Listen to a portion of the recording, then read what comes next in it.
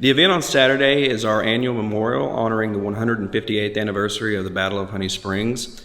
This Saturday, July 17th, actually is the anniversary date for the Battle of Honey Springs. So we're honoring those that fought here and what took place here, and those who gave their lives here. And we do that every year. So I always tell people there's three aspects that really stand out historically about the Battle of Honey Springs. One, it was the largest of 107 documented conflicts to take place in what is now Oklahoma, then Indian Territory. There were a total of 9,000 troops that fought here, 6,000 for the Confederacy, 3,000 for the Union. Two, Union victory here led to federal control of a large portion of Indian Territory for the remainder of the Civil War, and the takeover of then Confederately held Fort Smith, Arkansas. Took place just 2 weeks after Union victories in the east at Gettysburg and the west at Vicksburg. So it would have been a very hot July 17th, 1863 day after it had rained all night the night before. And then thirdly, it's thought to be, if not one of the most culturally diverse conflicts to ever take place in the entire Civil War. And that is because of the American Indian tribal nations that fought not only for the Confederacy but for the Union. There were 3 Union Indian home guards that fought here, and then there were those of the 5 tribal nations that fought for the Confederacy.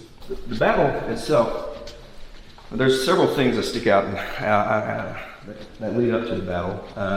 One of the main aspects, tactically speaking, was control, whichever side controlled the Texas Road, which is basically today's Highway 69, controlled Indian Territory. You have to get your men, supplies,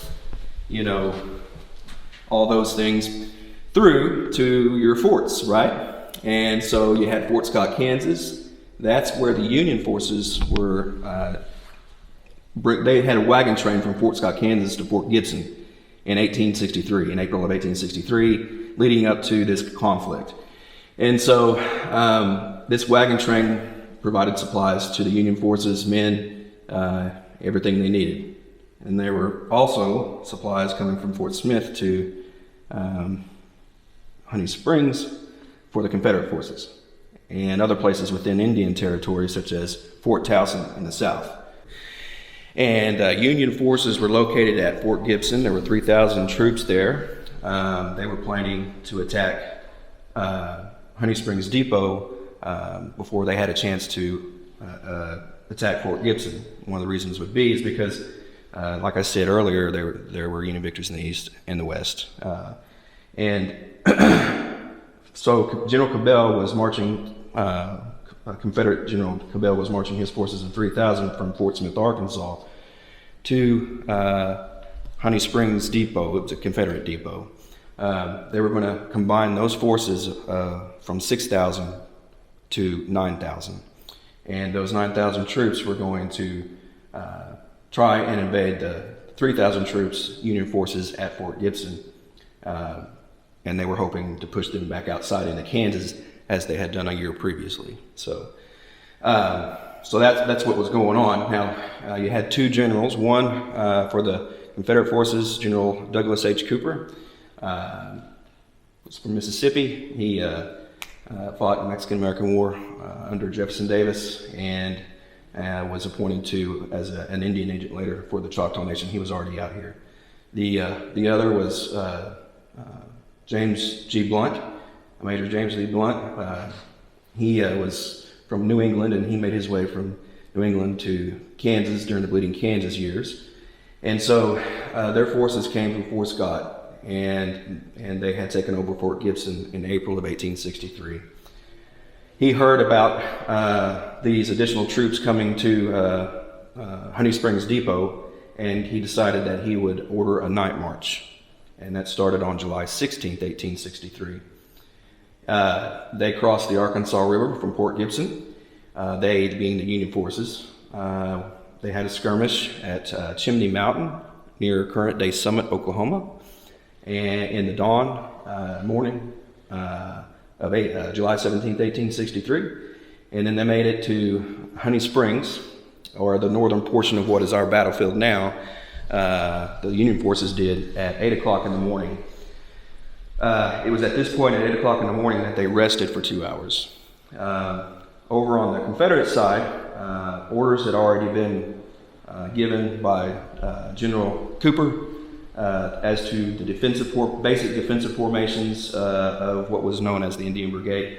And so you see the 1st and 2nd Creeks on the far left flank, the 1st and 2nd Cherokees on the far right flank, the 20th, the 29th, and the 5th Texas in the middle of the lines for the Confederate forces. So they're already awaiting and in defensive positions as the Union forces are resting after a night march, of 24 hours. They're tired, thirsty, and hungry. They're literally filling their canteens with water filled from the night of rain and the puddles from the night before. So they rested for a couple of hours. That's where you go to there's 6 walking trails. So if you go to the very beginning or the very end, it's 5 miles from here, and then you walk the trails. You drive and walk the trails. Trail 1 marks the area where they stopped and rested, and you can see where they came from. You can see the Confederate positions north of Elk Creek and behind the trees and brush. The Union forces under Blunt, like I said, got here at 8 o'clock in the morning, and it was about 10 o'clock in the morning where he gathered his regiments into 2 tight columns straddling the Texas Road. That's what this is. The Texas Road. And you can see the original remnants of the Texas Road on the battlefield itself on trail number 3. He did this to conceal the fact that he had fewer numbers from the Confederate forces. He's outnumbered 2 to 1 here, and he's trying to gain the advantage as best as he can up to the very last second. And so they form out into offensive formations while simultaneously sending out skirmishers and firing. Artillery duel ensues and for about an hour and a half.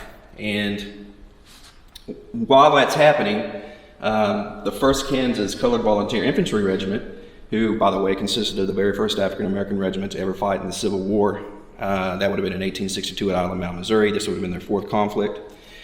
They had been ordered to move very slowly and to try to take the artillery pieces of the Confederate forces. They only had 4.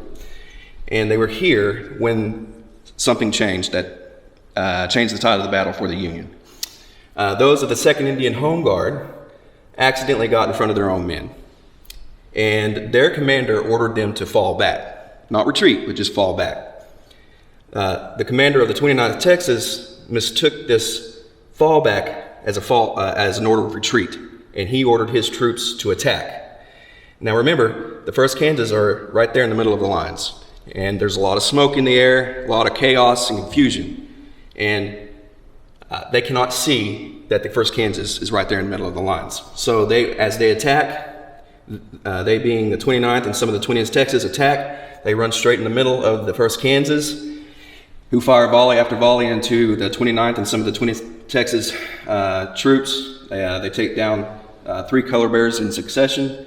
And this opens the middle of the lines for the Confederate forces, where they start retreating north of the Elk Creek and north of the bridge, which you can see on our battlefield right here. So a lot of hand-to-hand combat took place here, and a lot of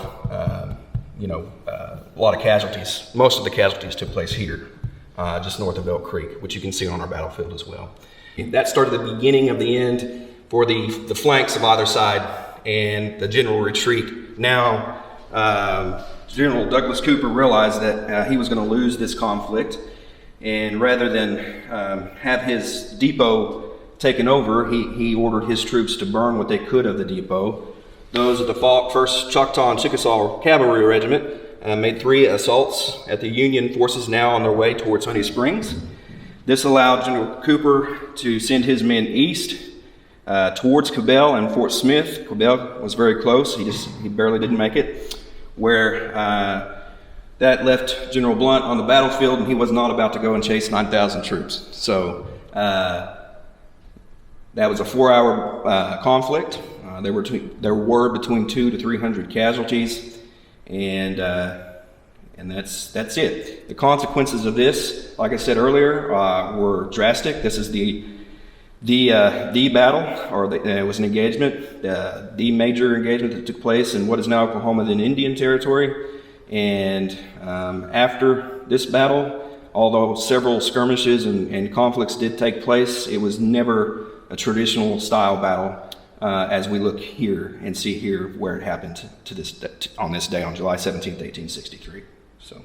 So there were federal forts prior to the opening of hostilities in Indian Territory during the Civil War that were stationed throughout, like I said, Indian Territory. And before the Civil War broke out in Indian Territory, those federal forts, the soldiers were ordered to fight in other areas, and so there were no forces they were stopped receiving money, and the forces were abandoned. Those forts were abandoned. That opened the backing for the Confederate government to come in and sign alliances. It was a difficult decision, as this attests to, because they offered them protection. They offered money they stopped receiving the annuities, and so they officially signed alliances with the Confederacy, but there were splits, in particular between the Mvskoke Creek Nation and those of the Cherokee Nation. There's a quote here in our exhibit section. Obifleahola had written a letter to then President Abraham Lincoln. Basically, he stated, now the wolf has come. Men who are strangers tread our soil, and children are frightened, and the mothers cannot sleep for fear. And this is part of a letter that he sent. Obviously, they did not choose this. Nobody did. And anyway, when those of the Mvskoke Creek Nation signed alliances with the Confederate forces, there were those that had split. They did not want to fight. They would have remained neutral. And the numbers vary, but it was between 5,000 to 8,000 men, women, children, obviously warriors, some of the Seminole Nation, civilians, really, a good portion. They fled with Obifleahola.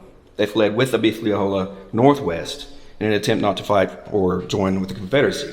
Now, this started the very first three conflicts, which is known as the Trail of Blood on Ice. It's very tragic, starting with Round Mountain. And this is where Obifleahola led his 5,000 to 8,000 members who did not want to fight for the Confederacy northwest, and then the north and the south. I'm going to rephrase that. The Confederate forces followed them, and then there were three conflicts, resulting in tragic loss of life on the side of the Mvskoke Creek Nation.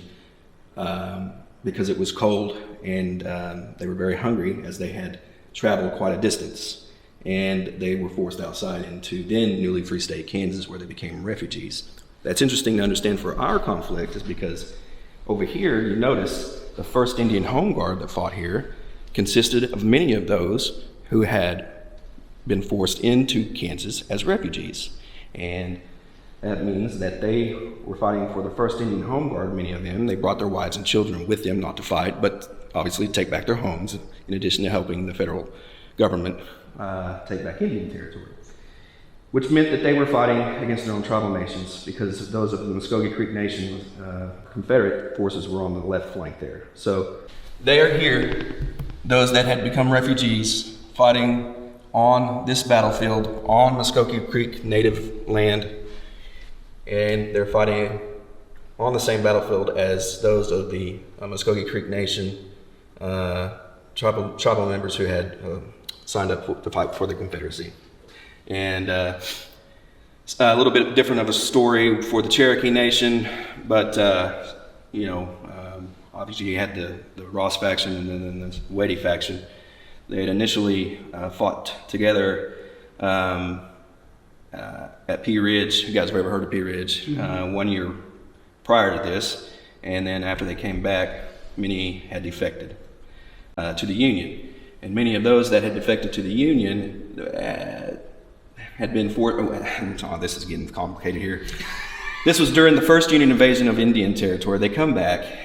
There was a skirmish at Locust Grove, and so there's a defection between the Cherokee Nation to the Union. The Union is forced back outside into Kansas in late 1862. They come back. This is the climactic battle that ends it all for pretty much the Confederacy, as far as we know. And many of those who had originally fought with the Cherokees at Pea Ridge and other places in Indian Territory, and later defected, fought for this regiment, and then they're fighting against the same people that they were fighting with to begin with. The impact on the area was absolutely devastating to those civilians who lived here, and many people lost their homes were burned, and in the end, many became refugees again, and it was a very tragic thing. And this is what this represents: is a lady who has her child, and these are the remains of her belongings. Her home's probably been burned, and she's fleeing because there's war going on throughout Indian Territory in the Civil War. Of course, the Reconstruction treaties that took place in 1866. In the end, it didn't matter which side they fought for. They were treated as they had fought for the Confederacy. So the government used this as pretty much an excuse to, have them give up right-of-way land, which would lead to the incoming of the railroads and the formation of towns that we see today. And they gave up land that extended very far west, in particular the Cherokee Nation, as the land runs were opened later. It's been 2 years in the making, but this room in here, which isn't finished, is going to be a 3D theater. We produced the film, the film was produced a couple years ago, and we're just now getting to the part where we're going to install. 80 people are installing projectors. These are screens. This panorama is going to be shown, the film's going to be shown on all three sides, detailing the battle and the stories within the battle that I just talked about. And it's going to be first class, really nice, and it'll be an immersive experience for anybody of any age. So these are 3 prints of paintings painted by Chickasaw artist Mike Larson. He painted these specifically for our facility. This represents the Union lines preparing for battle here, the Army of the Frontier, as it was called. This represents the Confederate lines preparing for battle here, the Indian Brigade, as it was called. And then right in the very middle represents the climactic aspect of the battle, where those of the 1st Kansas Colored Volunteer Infantry Regiment held their line against the 20th and the 29th Texas dismounted cav troops. And so that's what these, and really and truly this represents the cultural diversity that was reflected here, in my opinion. This is where we are. This is the visitor center. This red shaded area represents the paved road. The paved road from our visitor center, if you go north all the way to the end, you start here, and then if you wanted to walk each trail chronologically as the battle happened on the battlefield, well, then you would start here, and then walk the trails. You'd learn about the Union rested. The Union force was rested here after a long night march, raining. Then the Federal artillery line, the Confederate lines, the main battle that took place, as we discussed earlier, and then you'll see the remnants of the toll bridge that was crossed on Trail 4 in this area here.